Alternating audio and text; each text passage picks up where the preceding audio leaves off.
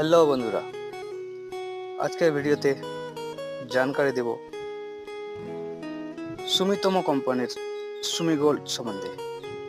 এই সুমি গোল্ড ধান খেতে আগাছা নাশক হিসেবে কাজ করে। এটি একটি সিস্টেমিক হার্বিসাইড। এর টেকনিকের নাম হলো বিসপাইরিবেক সোডিয়াম 10% SC। এই সুমি গোল্ড এর ডোজ হলো 80 থেকে 100 ml ওষুধ 150 থেকে 200 লিটার জলে মিশিয়ে 1 একরে স্প্রে করতে হবে। এই সুমি গোল্ড প্রায় ধান খেতে জন্মানো সব রকমের ঘাসকে নিয়ন্ত্রণ করে 8 থেকে 10 দিনের মধ্যেই।